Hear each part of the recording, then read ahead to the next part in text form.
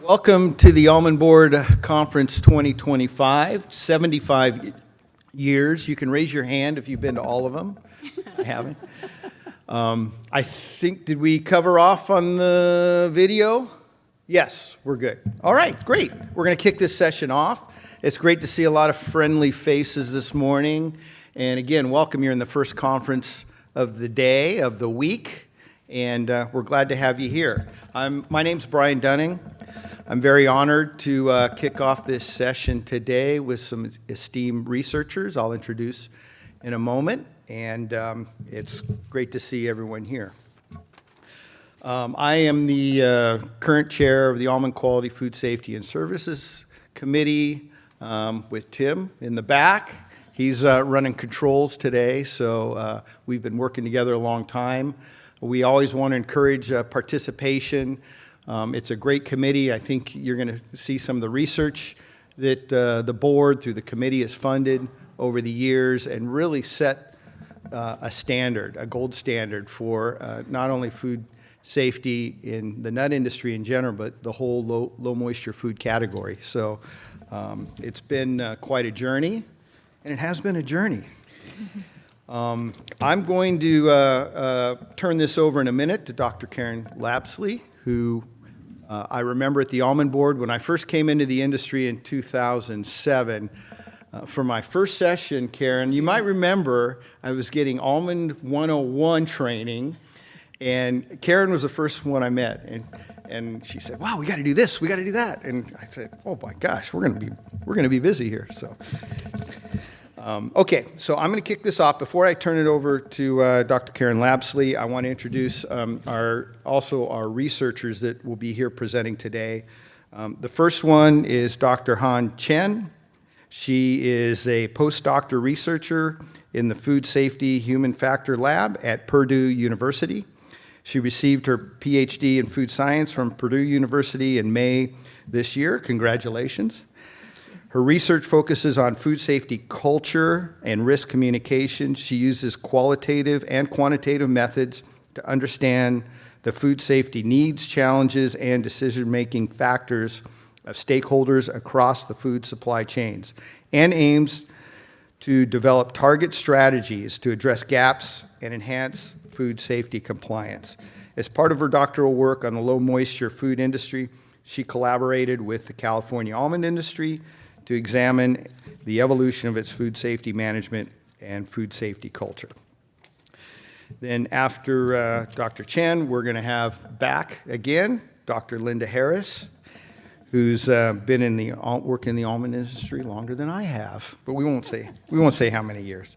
She's a distinguished professor of cooperative extension emeritus in the Department of Food Science and Technology at University of California, Davis, and former co-PI for Western Center for Food Safety, one of 4 centers of excellence supported by the U.S. Food and Drug Administration.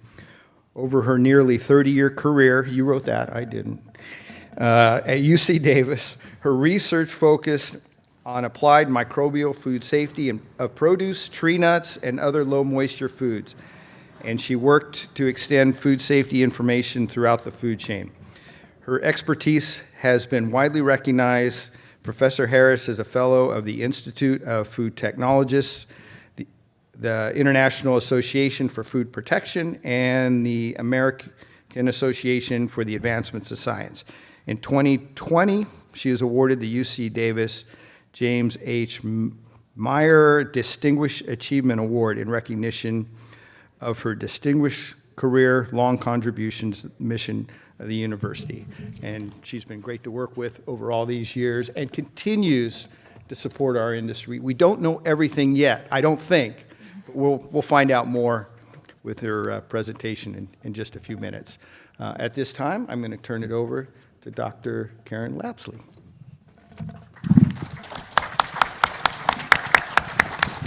Thank you, Brian.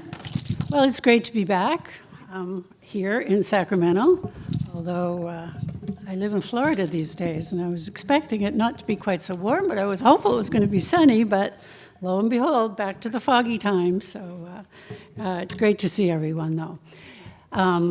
You might not realize it, but we're actually here to celebrate our 25-year evolution into becoming the leader in nut food safety. So I know there's a few of you in the audience that have been on this journey with us since 2001. So are you willing to put your hands up? I can see Merle, Dean. I think there's a few other of you that have been on this journey with us the whole way. And I'm also pleased that there looks like there's some of you that haven't. So hopefully you're going to learn a few things today about our accomplishments, our challenges and accomplishments along the way. Tim asked me to offer some personal reflections on this journey. Since I was one of the lucky ABC staff members involved from day one, although Merle was there then and Guang Wei was also my partner in crime, or many late evenings working together. So from that perspective, I think let's see if we've got our, oh yes, questions are going to be at the end. So you have a QR code if you want, and we technically don't have a session right after us, so we'll have time for questions at the end. So first off, before we talk about the timeline for a moment, let's set the stage, because in the year 2000, ABC was 50 years young, but the almond acreage was only 600,000 acres. And there was about less than 830 million pounds of almonds around to deal with. Over the next decade, the growth was stellar, such that we reached the 2 billion pound mark in 2011. So during the timeline that we're going to be talking about, the industry was also in a major growth spurt, which also was a challenge for us. Now, if we look at the timeline, 2001 was our first outbreak. And really, what was that all about? We didn't know anything, next to nothing, about salmonella in California soils, in almond orchards, and so we were on a huge learning curve at that time. From 2001 to 2004, we were definitely, as the ABC staff, taking a crash course in crisis management when we started down this journey. As we moved forward to 2004, the industry agreed that we needed to expand research in this area, and we also developed the first good agricultural practices, launched them. 2004 was our second outbreak, and so from that point of view, at that point in time, there was, we'd learned a lot, but we realized there was still a lot more to learn. Fortunately, back in 2001, Merle actually had said to me, you know, there's a fellow Canadian up at UC Davis, and that's how we met Dr. Harris. And then the irony is, Dr. Harris and I had known each other earlier on in Canada, and she was just an undergraduate then, and I was teaching. But from that point of view, we both knew the people involved at Health Canada with outbreak number 1, which actually ended up being very beneficial as we were on the journey of understanding better. Now, as 2005, many of you will recall Martin Pohl and his involvement in these outbreaks and his stellar leadership for the industry. And so from that point of view, we can only be thankful that Martin made a wonderful video, many of you, I think, have seen, and was a great spokesperson, I think, for the industry in talking about what we needed to do to build credibility and to move forward. And so from that perspective, in 2007 was when the mandatory pasteurization rule was submitted to USDA, and basically the world changed, both for us at the Almond Board staff staff as well as for the industry, and from the point of view of technology development. And those of you that are in the equipment side of the industry, we were able to see big advancements in terms of how things evolved from that perspective. And I think we're very proud of the role that the industry took in terms of agreeing that by 2007, we had an effective date for a mandatory treatment plan for the pasteurization of almonds. And from that perspective, I was brought back to the almond board world after I retired by Tim to chair the TERP, or the Technical Expert Review Panel, that looks at all of the validations that have been done by the industry. And it is very impressive when you look at it in totality. We have validated over 400 pieces of equipment, and at the present time, all different technologies, obviously, but at the present time, there are 170 active pieces of equipment pasteurizing almonds. So I think that in itself is an achievement for our industry and is the envy of many others in both the low moisture foods as well as the nut industries. Any of you that want to know more on TERP, we do have a handout. We have a limited number of handouts here right now, or you can give me your business card and we can send you a little 2-page write-up that explains exactly what TERP does at arm's length for the almond board.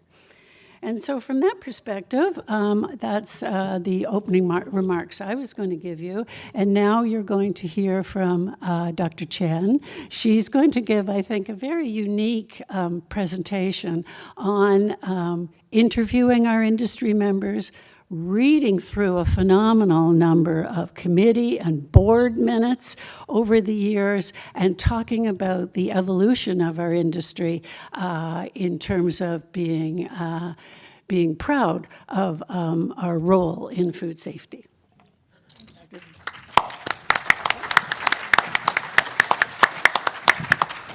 Thank you, Karen, for the introduction. Good morning, everyone. I am really excited to be here today and to share with you this work. And it is not just a research, it's about the story of your industry and the journey that you have taken in the past 25 years.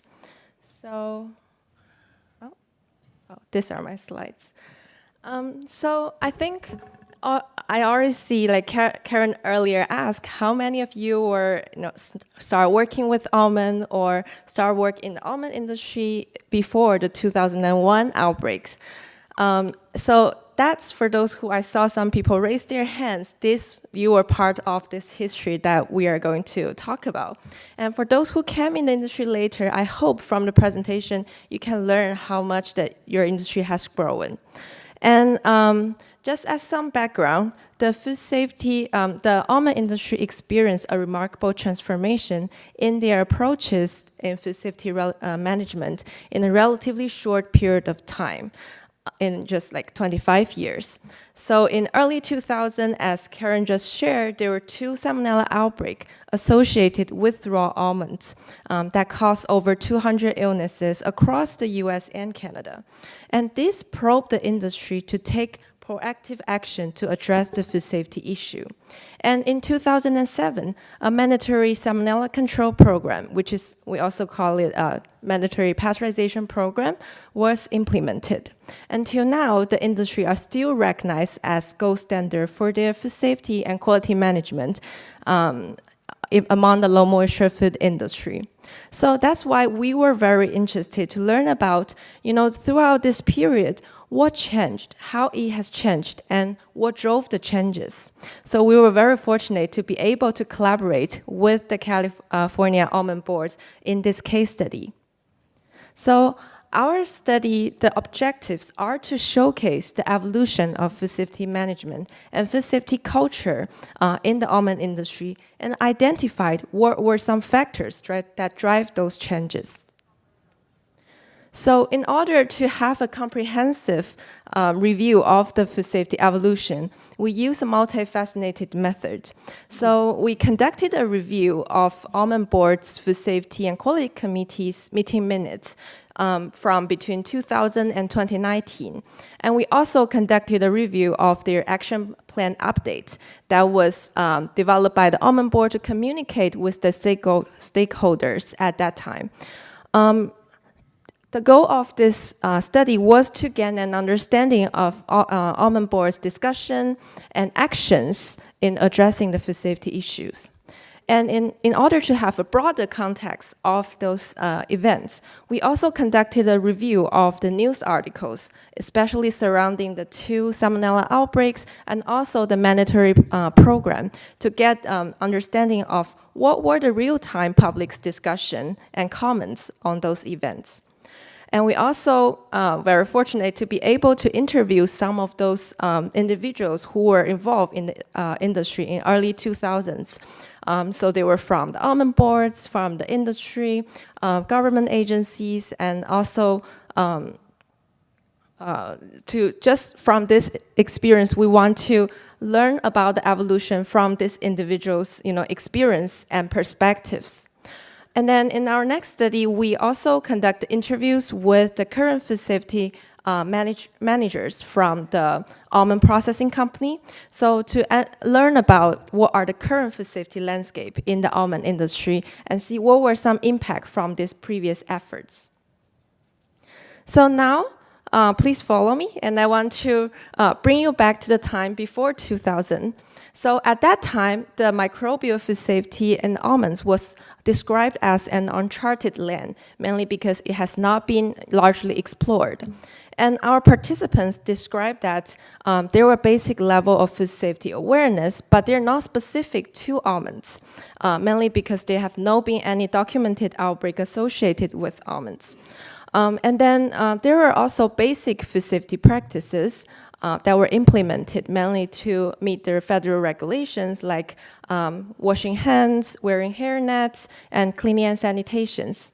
But still, the focus at that time of the industry were almond quality. As you can see, one of our participants say that it was a quality mentality, not a food safety mentality. And simply, it's just because people don't know you could actually get sick from eating almonds. So in between 2000 and 2001, the first Salmonella outbreaks occurred, and that caused 168 illnesses across both Canada and the US.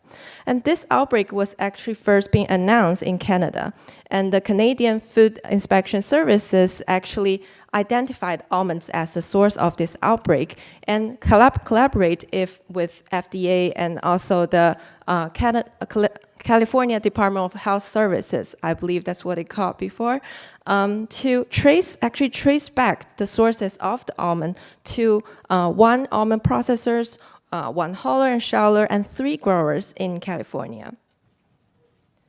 So we asked our participants what were their reaction when they first hear about this outbreak, and we received different responses. And you can see that we have quite some participants say that they were really scared because they have not heard of like this kind of incidents before. And we also have participants just don't know about Salmonella before this outbreak. And people were really shocked about the outbreak. And more people also, they said they were really concerned about what could be the risk and sources of Salmonella. So where it comes from, right?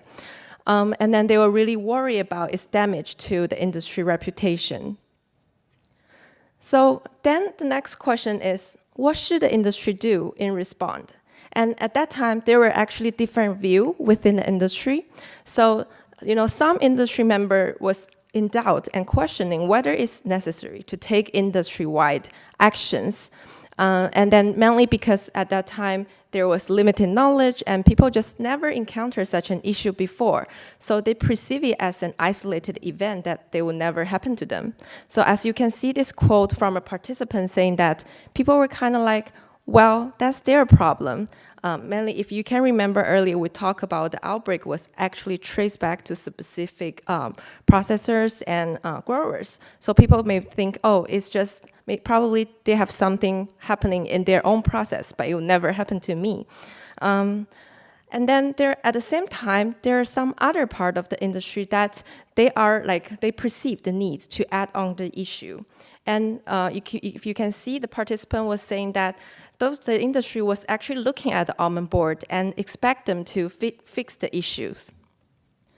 So, as a commodity board, almond board was actually well positioned in addressing the food safety issue, and they took the lead after the first outbreak. So they soon start to identify experts they can work with to provide, scientific support, and then, start to initiate and fund different research projects that mainly to trying to look for information and understand what are the causes of the outbreaks and how can they minimize the risk.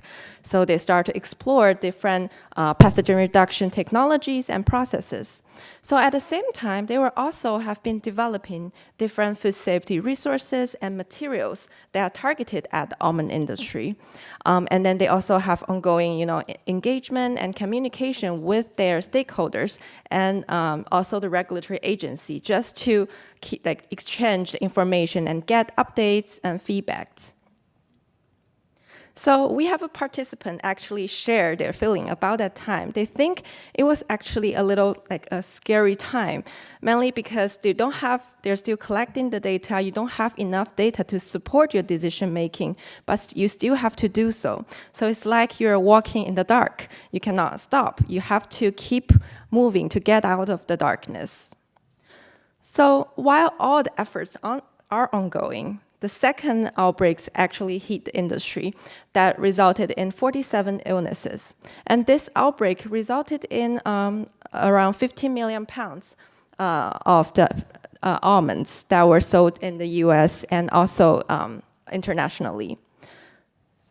So this outbreak actually gave the industry an urgent sense to take actions, as more and more people start to realize that if they don't put something in place, there may be a third outbreaks, and it could be detrimental to the industry. And then we also have participants say that when this outbreak happened, they were actually less surprised, mainly because they have been ongoing research that so people get more knowledge about what could be the risk of salmonella in almonds. So this time they were just not as surprised and they think they're more prepared.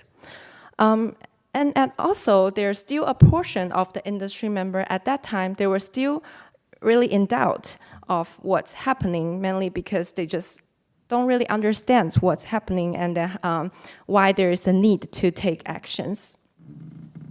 So nonetheless, Almond Board actually stepped up their previous works and increased the effort, in collaborating with different parties like industry members, manufacturers, government agencies, and also researchers, just trying to see if we can put something in place to avoid future incidents. So in June 2004, the Almond Board unanimously approved a voluntary action plan to treat all raw almonds entering the commerce to reduce the risk of salmonella contamination. And at the same time, they also continued and expanded their research effort to investigate more pathogen reduction technology and processes to ensure they can be sufficient capacity for the treatment, and also start to investigate more aspects associated with the pathogen reduction processes. So, for example, its impact on almond quality, sensory property, shelf life, and also conducting risk assessment and economical analysis. And also, after the outbreak, they established this technical expert review panel, which will provide. They were composed of experts from different backgrounds to conduct this technical review of those treatment and processes, and start to develop standardized operating procedures and guidance for the industry. And of course, they still continue their effort in updating their food safety materials and resources, and also engaging with different regulators and also the industry members. So one of the major efforts, we see that in our review, was trying to turning the voluntary action plan into a mandatory program. So, and when we in the review of all the materials, we see actually there were very extensive discussion and debate throughout the rulemaking process, just to make sure the rule will be feasible, financially viable, and enforceable for the entire almond industry. For example, what should be the scope of the rule? Should it just be the almonds sold in the US, or should it be applied to the almonds sold internationally as well?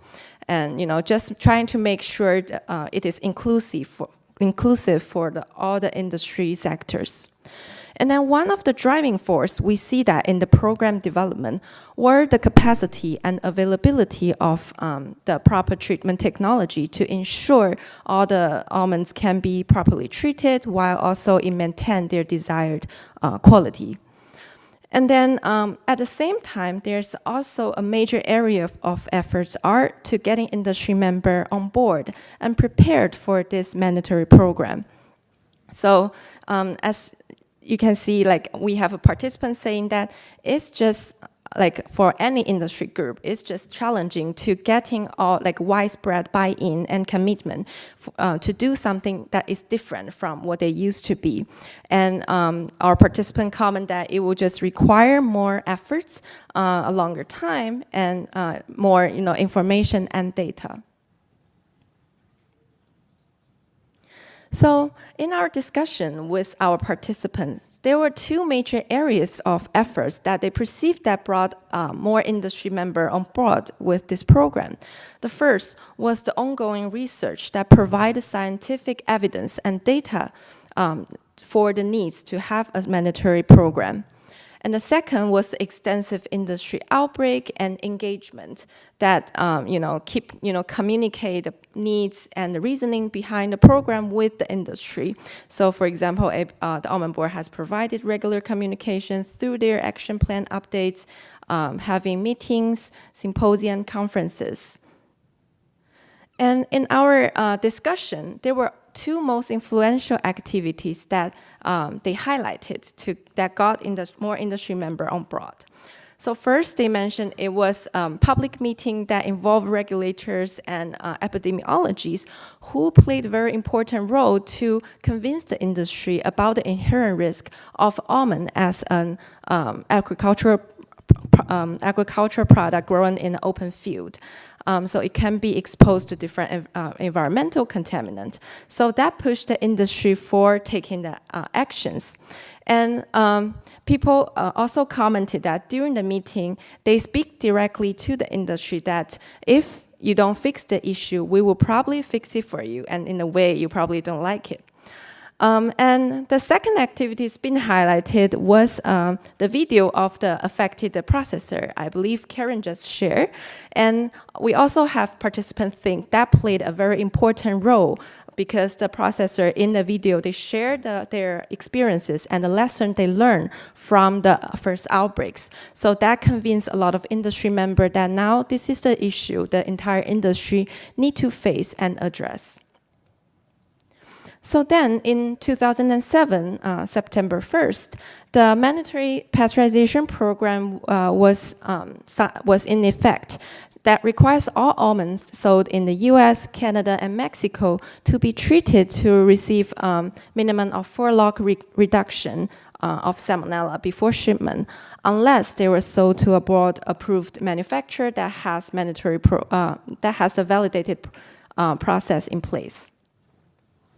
So after 2007, the programs, the Almond Board's major focus were the compliance verification. So to ensure that the industry were comply with the mandatory program. And years after effort, our participants perceived that actually the almond industry was really prepared when the Food Safety Modernization Act was signed to law in 2011. So they think with all the previous effort, they were set up quite well as they have all the different preventive controls in place. So they think they were ahead of a lot of other industry. And in 2019, the FDA actually exercised an enforcement discretion of the FSMA produce safety rule for almond growers, huller and sheller, because they already have the kill step in place in their process. So looking back of the history, our participants share that even it is, this journey is complicated and it was painful, they were actually, like we have participants said, they didn't really excited about those meetings happening in Modesto at that time. But now they were really proud of the outcome and how the industry to be today.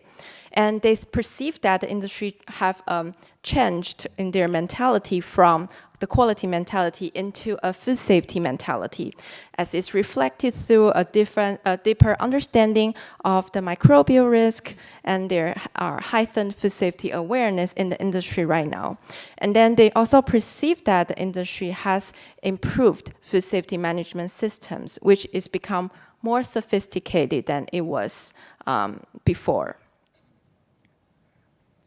So we also discussed with our participants what do they perceive as the most influential or significant contribution factors that resulted in the improvement in food safety management system. The two being identified were first, the two outbreaks serving as the turning points for the changes towards food safety. And the second were Almond Board's leadership in taking all of the proactive actions, and also their self-regulation effort in order to prevent future food safety incidents. So now remember what we just talking about. It's a long journey and it's not easy. So to come this long way, you requires a very strong, leadership commitment, collaboration, and you need to back up by science and also trust with, each others. And we have participants share that they really worry that this long journey will not be remembered or be forgotten by future generations. So they think it's important for future generations to continue this journey and keep the good food safety awareness and the best practices learned through all the past experiences and the research.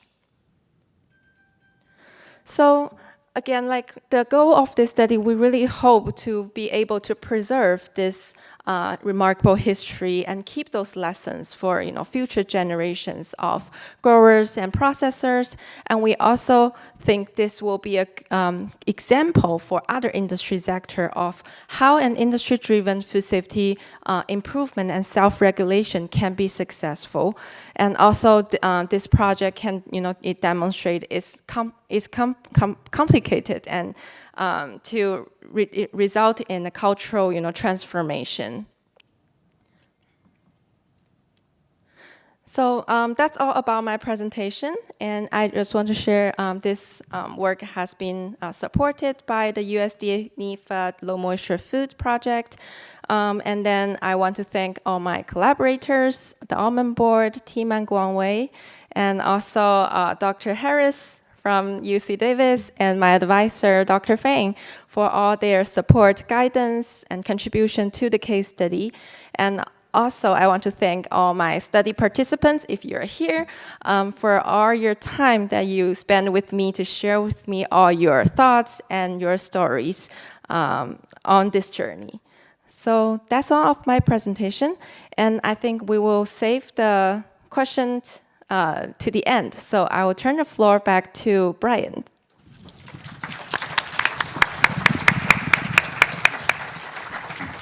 Thank you, Dr. Chen.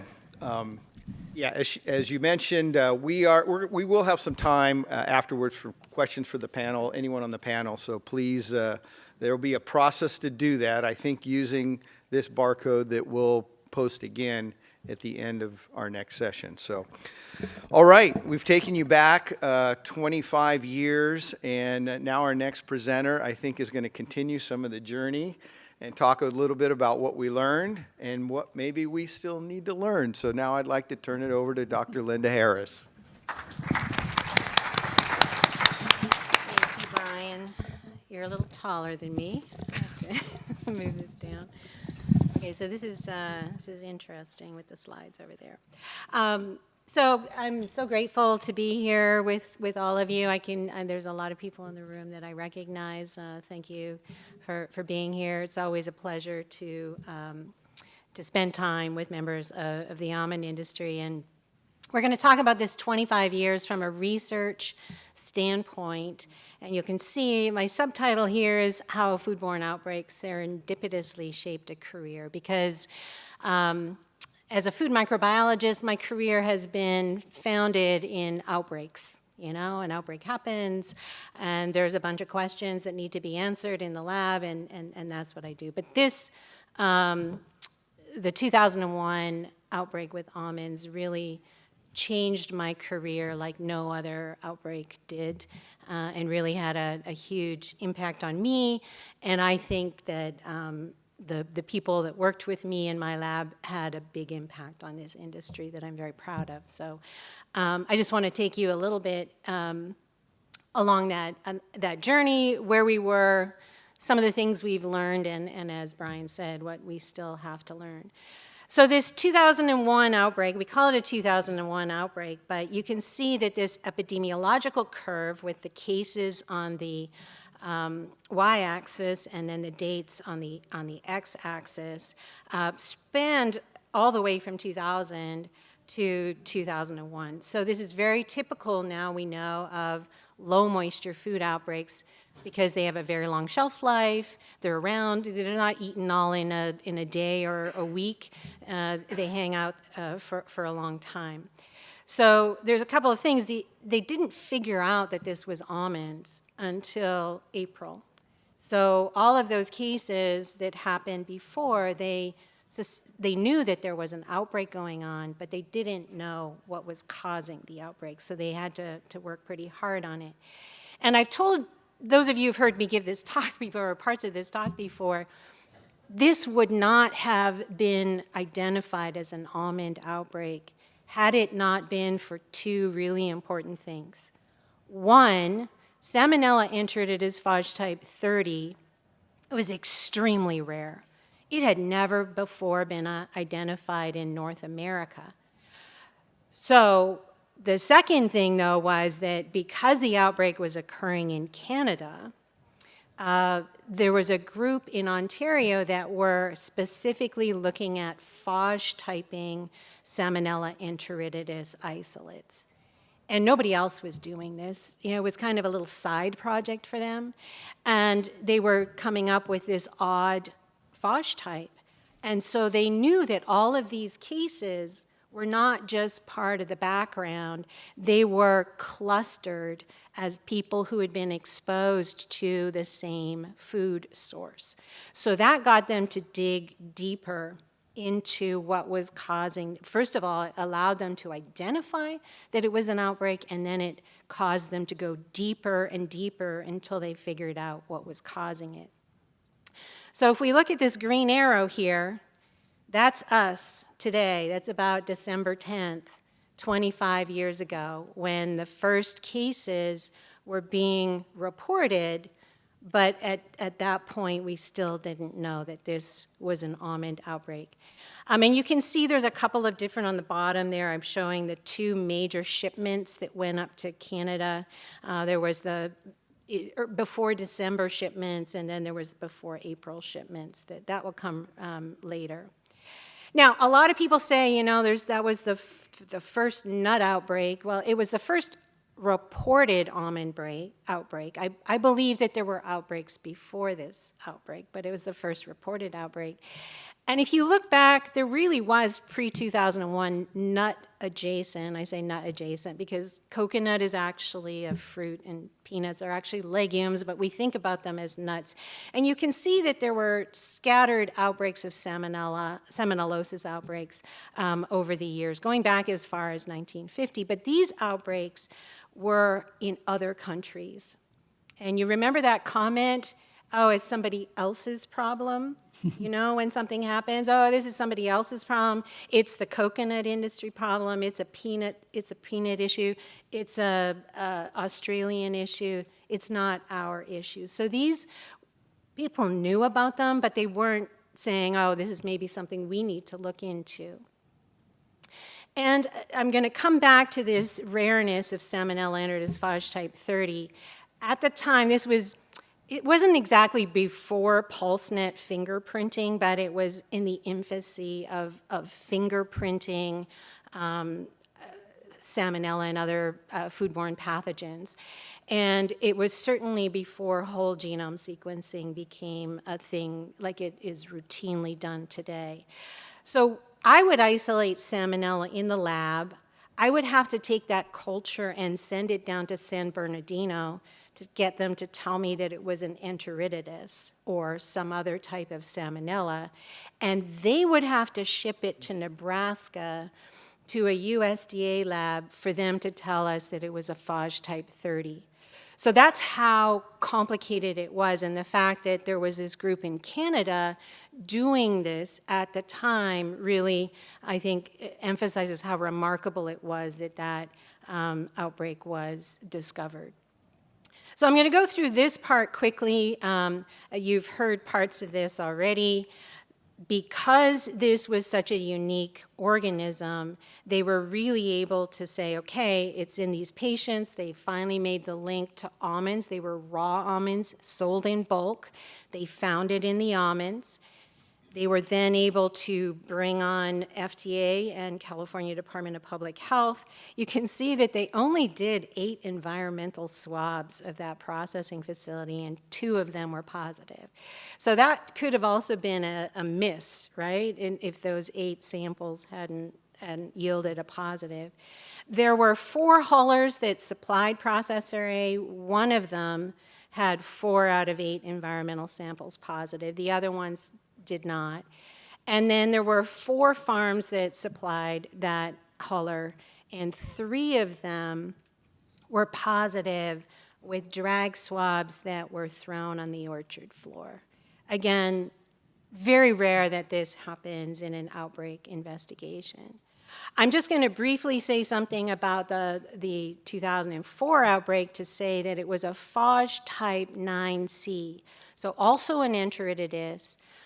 Phage type 9C, very rare as well, but quite related to the 30. And so at the time, now they were doing pulse field gel electrophoresis, and the epidemiologist said, you know what, this is looking awfully suspicious like the almond outbreak. I think I'm going to ask people who are sick if they ate almonds, and that's how they made the link there. And then we don't talk about it too often because it happened in another country, but it was California almonds were suspected in a Swedish outbreak where it was phage type 30. It doesn't get talked about too much, but I'll show you some evidence later that it is pretty much, it was a more than suspected outbreak, that it was California almonds. Okay, so one of the themes in this presentation is the industry's commitment to solving this problem. You heard about the almond board and the discussions, but so many people in this industry stepped up and said, what do you need us to do in order, we need this information. What do you need? Do you need to come into my facility? Do you need to collect samples? What do you need to do? And we were so fortunate that the people involved in the outbreak allowed us to, on their property, allowed us in their facilities, allowed us to collect samples. So this is an aerial view of the region, and Karen loves this photo on the top right-hand side. California Department of Food and Ag got involved in the outbreak investigation on the farms. The guy on the left is a veterinarian who worked on Salmonella enteritidis in poultry barns.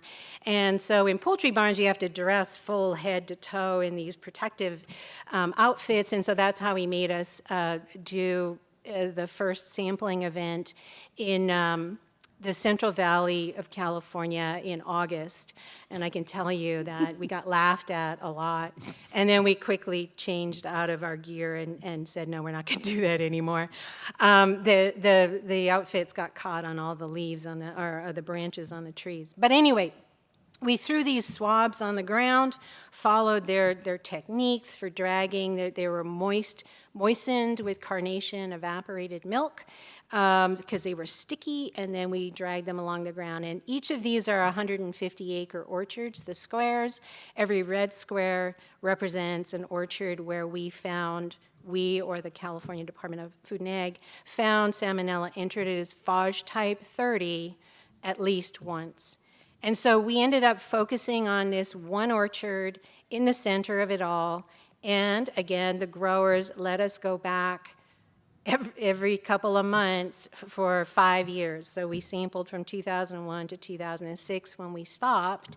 And 25% of the swabs yielded a positive for Salmonella, and every single one of them was Salmonella enteritis phage type 30.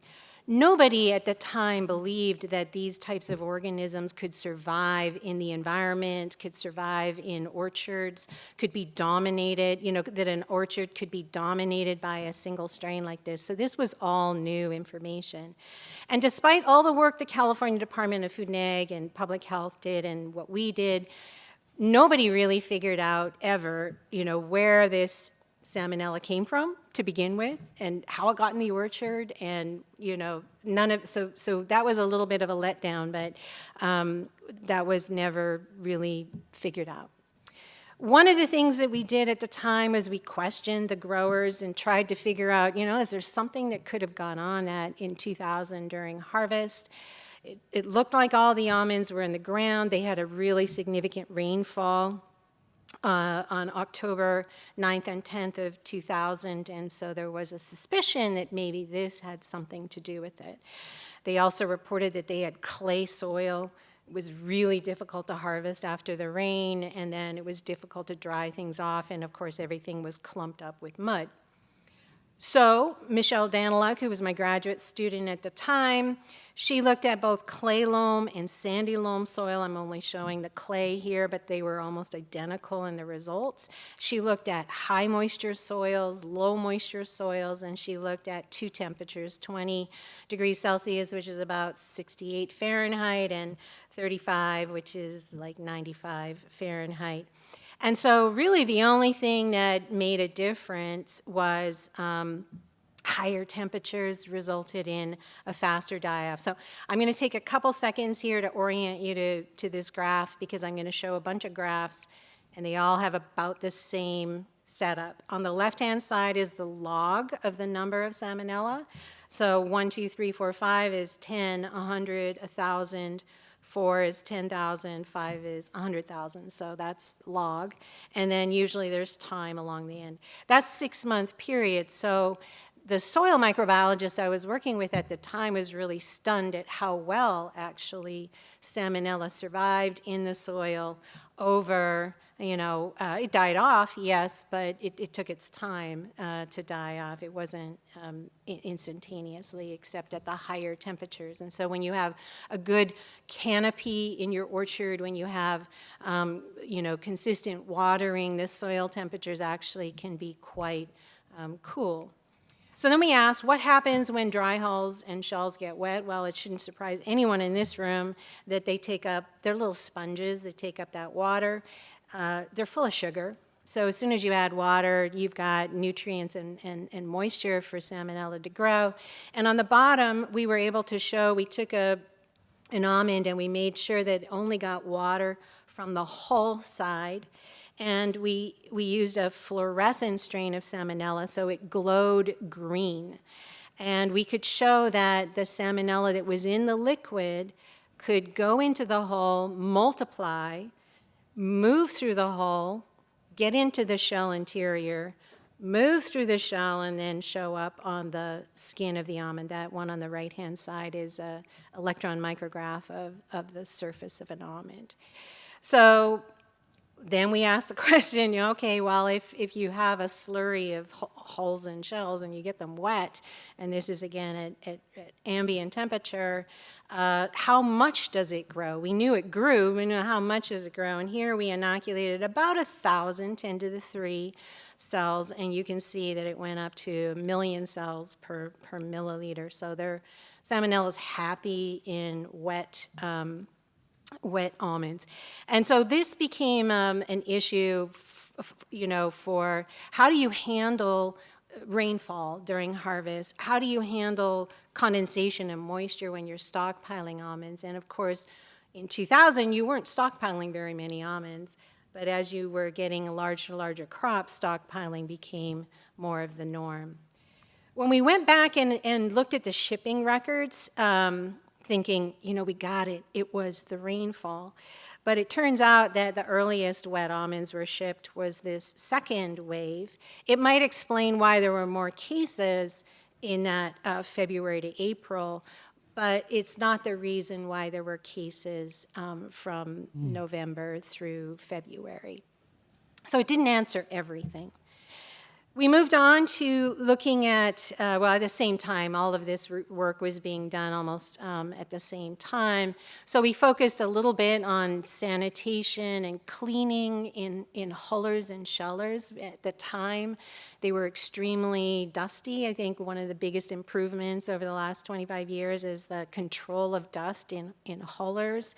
But there was, a little bit of a pressure to do some cleaning and sanitation. Of course, when you're cleaning and sanitizing, you're usually using water.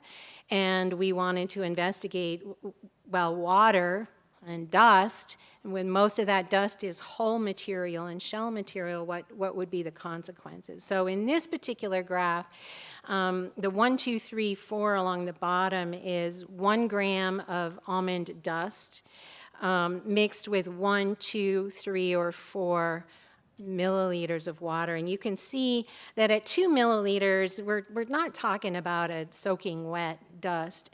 And when you look at 2 and you look at the time 0, which is the light colored lilac, you can see where I inoculated. 48 hours later, you can see there was growth. Now, there wasn't much growth when it was 2 to 1, but once you got 3 milliliters to 1 gram or 4 milliliters to 1 gram, now you're getting substantial growth of Salmonella in those bits of dust. And so moisture in a huller is something else to watch out for. At the time, people were looking at aqueous quats in sanitation. And this particular graph shows that 0 and 48 hours. If you look at water in almond dust, if you look at alcohol quat in almond dust, and if you look at aqueous quat. And the aqueous quat was really being completely negated by the organic material in the dust.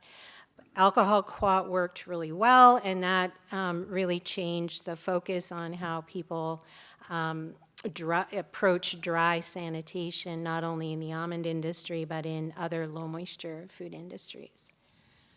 One of the scariest things that you guys did from an industry perspective, but one of the bravest and most important things you decided to do starting in 2001 was to do a survey of almonds. No other industry had really done this before in a way that was going to be published and going to be, so we had to figure out a way to get buy-in from the industry. We had to get buy-in from the Department of Public Health.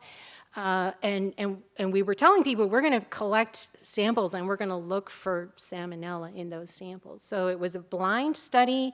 In those early years, we were taking a couple of thousand samples a year. We were taking them at the time of receipt at the processor or the handler. So they were unsorted, unprocessed, and that was part of it. And we were looking in 100-gram units. Now you can see that over the course of we ultimately did from 2001 to 2007, and then 2013 and 2021, you can see that the average in almost 16,000 samples. So that is really a remarkable data set for any industry to have.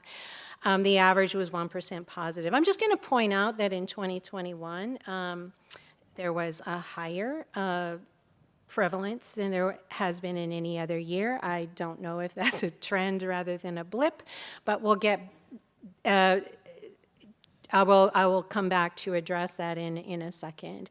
The average is still 1% over the 20 years, the 10 years of sampling. Now, I'm just going to mention that for 2 of these years, we also looked for Shiga toxin-producing E. coli. And there's been outbreaks associated with other tree nuts. Walnuts had an outbreak just 2 years ago with Shiga toxin-producing E. coli. We looked in larger samples, so we were trying hard to look to find these organisms, and in nearly 1,000 samples they were negative. So that's just another data point that we might need sometime in the future. The other thing we looked at was if it was positive, how many salmonella were in a positive sample. And this is a technique called the most probable number, so it's not a count per se, but it's a statistical estimation. And we had 139 lots that we were able to do this. The average was 1 cell per 100 grams. So you see that red dot there, that's not drawn to scale, that's a salmonella, my drawing of a salmonella in 100 grams of almonds. But it's a lot for, that's 4 normal person servings of almonds, and it's 1 per 4 servings. You can see that in 2006 we had a couple of higher, and in 2021, we actually had a very low level of salmonella. Even though we had more positives, they were all very low counts of salmonella. So our hypothesis on how almonds get contaminated, that under normal circumstances, the salmonella isn't coming in the farm. It's getting distributed in hullers and shellers, and so there's an opportunity for, product to be contaminated in huller shellers. But for the most part, it's sporadic, it's random, and it's at low levels, and that's where you want to keep it. The controls we have in place are based on sporadic, random, and low levels. Now, I had this picture from a colleague of mine. I think that was on her family farm back in the day when that's how they harvested almonds. Kind of hard to do that with a 1 billion pound crop. But I wanted to point out that the almond industry funded this research that was published in 1970. And this is Douglas King. He was a researcher at USDA, ARS in Albany. And at the time, you were switching from harvesting on tarps to picking up with mechanical sweeping. And you asked the question at that time, does it matter? Is this an issue? And this paper says data in this paper reflect the microbial population on the surface of the almonds. It's saying bacterial contamination comes from soil and dust. And lower counts are on hard shell varieties, because at the time you were only taking the hull off at the huller rather than taking the hull and the shell off. So it talks about the difference between using a tarp and collecting from the ground. But so there was evidence that shaking to the ground was going to play a role in cross-contamination. Now, some of the things we still don't know is why did we see this one sample? And, sampling 15,000 samples in 20 years seems like a lot, but given how much volume of almonds there are, it's really not. And so this is what 15 salmonella looks like on 100 grams. We don't know why or how often that occurs. And we were able to go back and do some retroactive estimations on what the outbreak strain or the outbreak almonds might have had, and we estimated maybe as many as 120 cells per 100 grams, which is way more than we saw in any of our survey. Why? Perhaps because of the rainfall, because these recalled almonds were the part that would have been exposed to the rain.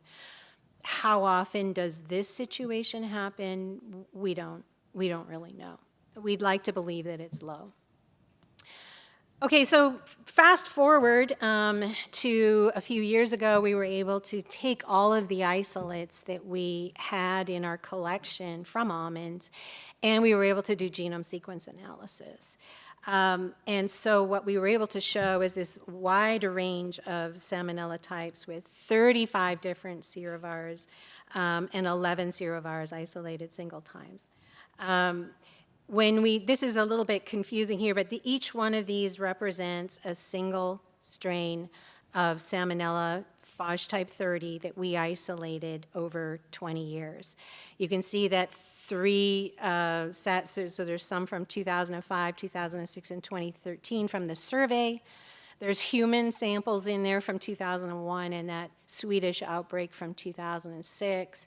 And then there are samples from the orchard over several years. And you can see that they're all spread out, but they're all very, very closely related. And this is really kind of a remarkable finding in just showing how stable this organism has been over time. And there's this evidence that we're seeing in other situations, in other foods, in other agricultural areas, this long-term environmental survival of Salmonella and some of the other foodborne pathogens. We also looked at survival on kernels. This just shows 3 temperatures. If you hold almonds at refrigerated temperature or frozen temperatures, Salmonella is just happy to hang out there for a long time, and at ambient temperatures it dies pretty slowly. There were a lot of people that thought originally it was going to be easy to kill Salmonella if you just roasted an almond, but I use this example. If we take 158 degrees internal temperature for a hamburger patty, and you take 58 degree hot water and immerse almonds in, a 5 log reduction of Salmonella would take 10 seconds in the beef patty and 360 seconds in almonds. So once you dry them out, they're much more resistant, and that became another challenge for the industry. So it was mentioned that this focus on, okay, what do we got in the toolbox to begin with? Blanching, oil roasting, propylene oxide. Can we validate those? Achieving an appropriate log reduction, and then what else is in the toolbox that maybe we're not looking at yet. So there was a lot of different things that were investigated over time. Process validation of oil roasting, blanching, and propylene oxide was done pretty quickly and accepted by the FDA, so that when you were in 2007 and this mandatory 4 log reduction was required, we had the validated processes to go. We also had data that allowed us to look at a risk assessment, which helped determine what level, why 4 log, what level was appropriate. We started looking at 5 log, but came back to 4. And all of that data that we collected, we globally, as us, UC Davis, but others in the industry, helped provide the data necessary to do these risk assessments. So we did the first one in 2005, before the rule was published. We did a second one in 2012, and then FDA came in 2017 and reanalyzed everything. Conclusions were all the same, that applying at least a 4 log reduction based on what we know with the current contamination levels is enough to reduce the predicted illnesses with consumption in North America to less than 1 per year. We also had to look at surrogates, and one of the surrogates that has lasted for 20 years now is this NRLB2354. And this is just some recent data we just published a couple of months ago, looking at the comparison of Ephesium and Salmonella on whole and broken almonds, and this is a conservative surrogate for this, for thermal processing. One of the things we had to do in an emergency in 2010 was this organism was classified as a pathogen by the American Type Culture Collection in 2010 because some Enterococcus faecium are pathogens, and they decided to just count them all as pathogens. So I worked with a colleague, Maria Marco, at UC Davis, and we were able to convince them that it wasn't a pathogen, and got the reclassification down to biolevel safety 1. I want to say that the surrogate guidance, hot off the press with a 2026 date, is here available for you to pick up. So we're still working on improving how that's done, and listening to the process authorities and trying to make their life easier, although some of them in the room are probably laughing at that comment. But I wanted to just say just some of the work that's been done since between 1939 and 2001. There were 10 publications that I could find that talked about microbiology in almonds. The most recent before 2001 was in 1986. Since then, there's been 165 publications. Of mine are only 28 or 29 of those. So the point is, a lot of people started working on almonds and in support of this industry, not just what I gave you what we did, but so many other people were involved in this journey. So my prediction is, if there's going to be another outbreak in this industry, and I hope there never is, it's going to be because there was an unusually high contamination during production or harvest, so that you're going to exceed the 4-log treatment. But that should be addressed in a grower food safety plan and in a hauler GMP program. It could also be because of recontamination of adequately treated product, but that should be taken care of at the handler food safety plan. And it could be because of consumption of raw products sold outside of North America that's not treated, right? So it's still a raw product. But honestly, I think the trend worldwide is to treat all products, and so hopefully that is also taken care of. So everybody plays a role in food safety. Nobody can, there's no free ride here. You all have to contribute to the outcome.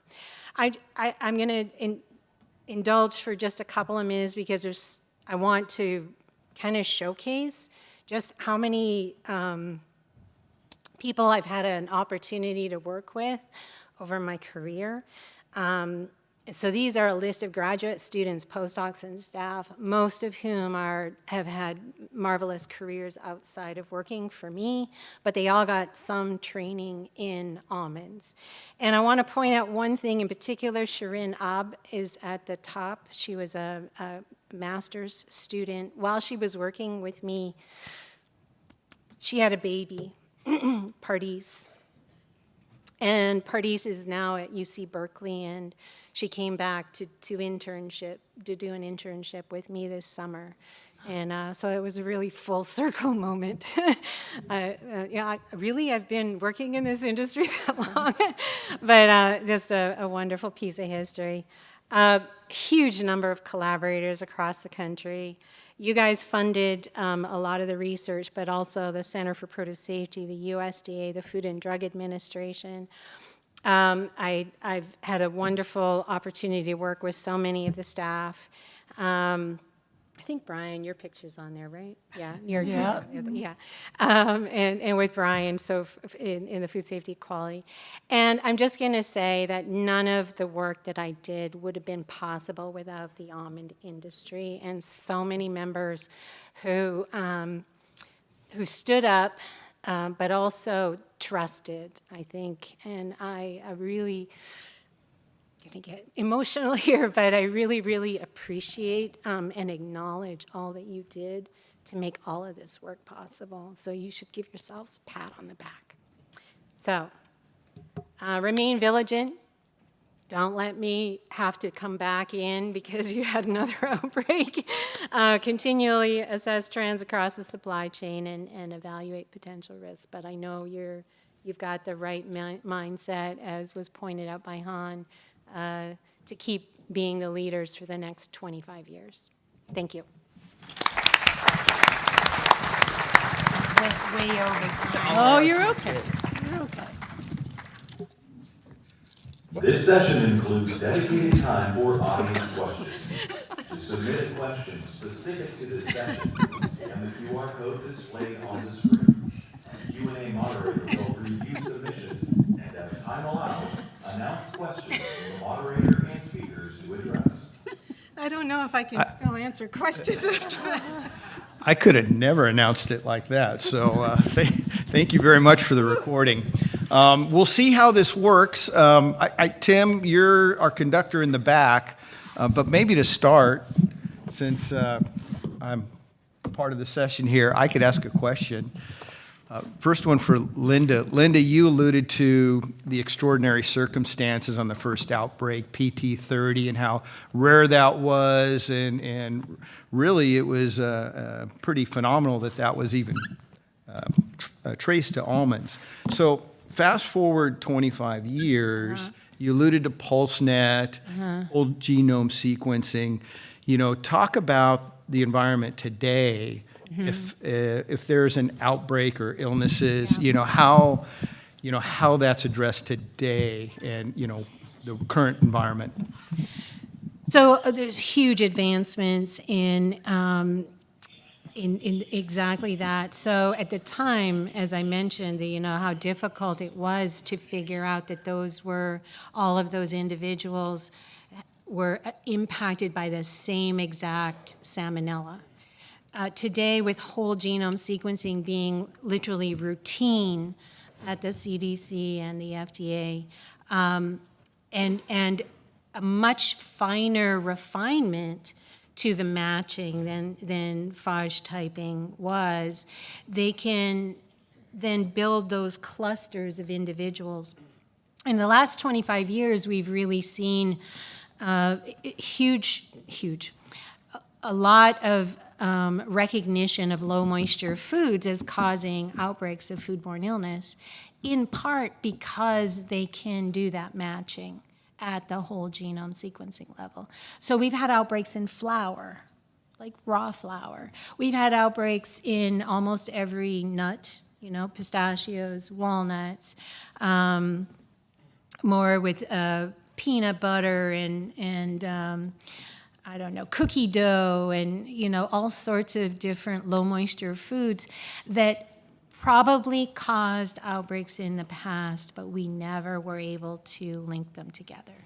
And most of those outbreaks have that epidemiology curve that I talked about for almonds. If you have people spread out across the country, because these products sell across the country and they're stable for months. If you have one person in California getting sick in July and another person on the same outbreak getting sick in Minnesota in August, and if you don't have those techniques, you can't put those two together and start to build the recognition. So the point is, much easier to identify these kind of outbreaks today than it was 25 years ago, which is another reason why you have to remain vigilant. Yeah. Thank you. And I have one other question for Dr. Chen. With all your research about food safety management systems, what have you learned, or what would you recommend the most important factors for having a strong food safety management plan in a facility or within a company? So you mean like my recommendations for continue moving forward to maintain the good practices and food safety management system? Yeah. Right. Okay. So I think what we also see the most important factors are the leadership in a company or for example, in the industry. So the leaders need to maintain that food safety awareness and have the mindset that we need to have everything in place to result it in the food safety performance. So that is what very important, because they are the one allocated the resources in their own company, or so they have also the power to drive down all those messages to their employees to keep the best practices, and they can lead the communication, the food safety message across the entire their own organizations. Yeah. Okay, thank you. Tim, do we have any questions that have come through? Okay. I'll go ahead and read a couple Don't know of if your these mic here. is on. Speak We on louder, now? Tim.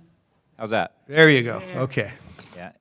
And I was working on that voice of God that you guys heard at the beginning of the Q&A session, so I hope you all like that. I've been working on that for months. All right, so let's get to some questions here. There's a couple questions. I'm going to merge these two questions, questions. First one, considering the cultural shift from quality control to food safety, should the industry standardize food safety certifications? So we'll stop there at that question. I think maybe that's for anyone on the panel there. I think that's for Brian. We'll give that one to Brian. Well, the industry's been looking to do that for a long time, and that's one of the problems, especially, I look back, during this time period, the 2000s and 2007, we're implementing, when it came to light that really we graduated from a low-risk food to a high-risk food overnight, or relatively quickly, it certainly seemed. And then, if you're a major supplier in our industry, you supply to many large food companies. They all have different food safety standards, and so that was always a challenge. What the Food Safety Modernization Act, and certainly it's the GFSI standards, have certainly helped to standardize. But of course, I'm sure we're all familiar with different schemes out there.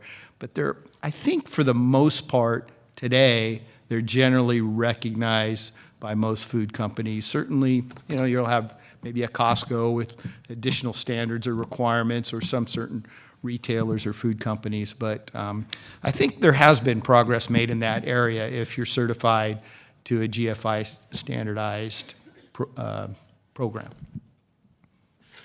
All right. Another question has come in from a couple of our attendees here around how to be a little bit more proactive in dealing with salmonella. And so given, now we have, all these years of surveillance data on salmonella, E. coli, listeria, and aflatoxin contamination across global supply chains, what new predictive analytics capabilities can AI unlock to help us be a little bit more proactive and less reactive in dealing with salmonella contamination?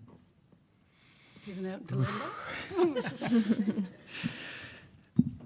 I think about, I'll start this off, please. Linda, please. But, I think about, as we looked at, everything that we can do in a plant and control, one of the things that, that we talked and did a lot of research about environmental sampling and how important that was in, identifying, that final point of processing, control, how critical, that is to control the environment. And we can talk about, we can do a session itself about multi-mill or different companies that have problems in their facility, and you think you have a problem on a wall. How did that contamination on a wall get into your product? But it's happened over and over again. So, I don't know about AI, but I know controlling the environment and having a really robust environmental monitoring program, which there's probably a couple booths at our conference this week that could support if you have any questions there.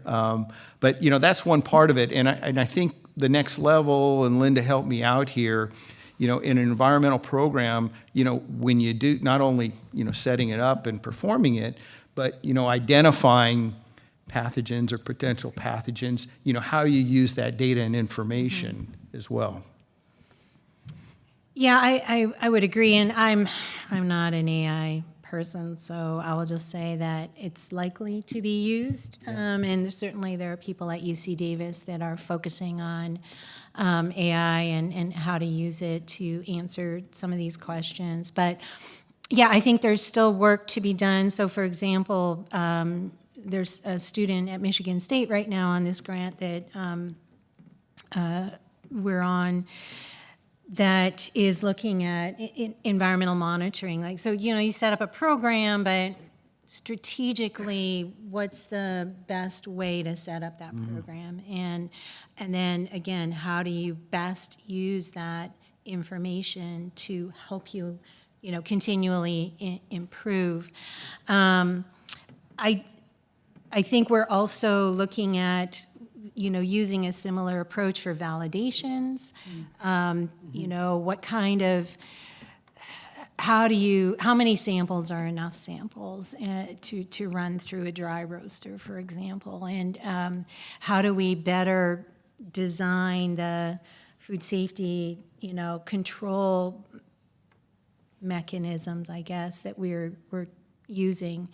I think, if you look at some of the outbreaks that have happened, not in almonds, but recently in infant formula, with Coronabacter sakazakii, which is a post-treatment recontaminant, kind of hangs out in the facility and it gets back, and we've had listeria outbreaks in things like ice cream. I know it's the same kind of thing, this recontamination. I think it's something that, you have to be concerned about, because there's evidence over and over again that it can happen in industries even where we think we have pretty good control. Mm-hmm. So I think there's still more work to be done, but yeah, I think AI might be able to help with the strategies, because you look at a large food processing facility with multiple lines and like, where do you sample and what do you sample for and how many and how often? And I don't think we have really solid, we do our best. Yeah. But we don't have a lot of solid, I do it this way because, this is the most statistically robust way of doing it. Well, and then you got to balance that with cost too.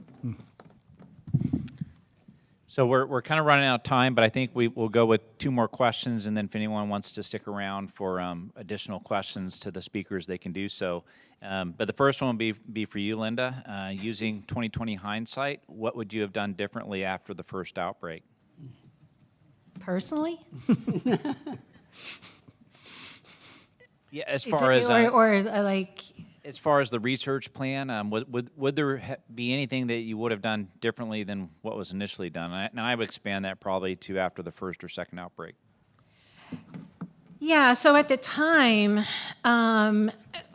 we were we were kind of hitting it on all, on multiple different fields. We were doing a survey of the crop.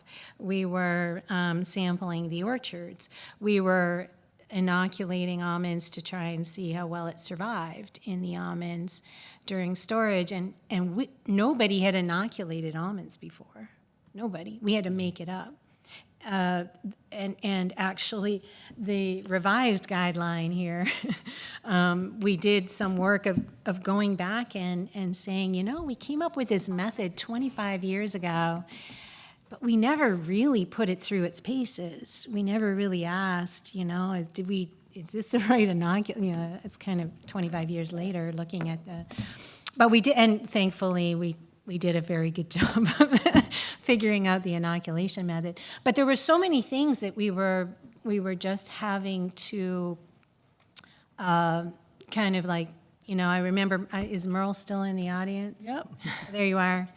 Yeah, he would call me up and say, okay, what are we supposed to do next?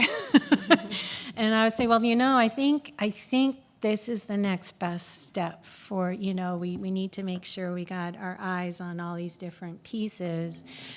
And, so I don't know if I would have done it much differently. I think, we were firing on all cylinders, and honestly, I lucked out at the time. I had an amazing group of students working for me that would get up, when we were doing the propylene oxide validation, we had to get up at 3 o'clock in the morning to get out there, get our samples, we were on a first name basis with the guard, getting into the sampling, and they would drive down 3 hours to swab the orchards, go down at different times of day and night, and so I was really grateful that I had a crew that were invested and curious and helped contribute to, asking some of the questions that needed to be asked. I don't know if I'm answering the question, but I don't know if we could have done much differently. Gong Wei says you could have done it faster, Linda. Well, If I knew everything I know today and going back, well, then I would do different things, yes. see, I guess your students didn't have social media at the time, so they had all this spare time. Yeah. No, that's a good answer, Linda. Okay, thanks. All right, so we have one more question. I think, Han, this one will be for you. You had mentioned in your presentation, one of the concerns that was raised by the people that you interviewed was, how do you keep this knowledge alive with new folks that are coming into the industry? And so the question really is, how do you help those new individuals to the industry really understand the history and how to continue the journey in regards to food safety? So I think that was one of the major motivation of why we conducted this study. So we can preserve all, that's why, we gather all this, feedback and insights from all our interview participants, and we keep them, and we hope that these can be part of the information we can, in the future, also continue sharing with the new generations of growers, processor, of, how long this journey was, or how, difficult time it was. And I think, also, just keep spreading the message and keep sharing with people about what it has went through, right? And that becomes a reasoning on why we need to keep all the good practices, because we all came through this and it was not easy. And I think also the Almond Board has developed the video of the processor who was very affected by the first outbreak. I think those are also really valuable sources. You can continue pass in the future to newcomer to the industry that this was what happened earlier, and that's what it leads to be now today. This is all the food safety controls that we are implemented in order to avoid any similar incidents in the future. I hope I answered your question, and I hope this evolution, this study, we are also able to convert some way, in a storytelling way, maybe a brochure or a white paper, make a simplified version that can, we can keep sharing with the industry to, keep the memory long term. I'm just going to add to that. I think the industry can present this as something to be very proud of. Nobody else has been able to do what the almond industry did. People have done, they've mimicked, but nothing was done as comprehensively, as completely as the almond industry. And other industries look up to you of how to do things. And they've borrowed surrogate guidelines, they've borrowed your good ag practices, they've borrowed your environmental monitoring guidance documents. They rely on the foundation that you created. So as far as keeping it going, presenting it with pride, and instilling that, pride in keeping it going, I think is one of the ways in which to keep it over the next quarter century. Yes. Yes, we're working on this Hans paper right now. In fact, we're supposed to meet about it in a few minutes. Well, that's true. Virtually all the research we did over the years, it's all been published, recognized research, so that's been borrowed and will live. Not all of it's been published, but I'm still working on that. Most of it. Got a few more papers in me. Okay, well, thank you very much. One more hand for the presenters. Yeah.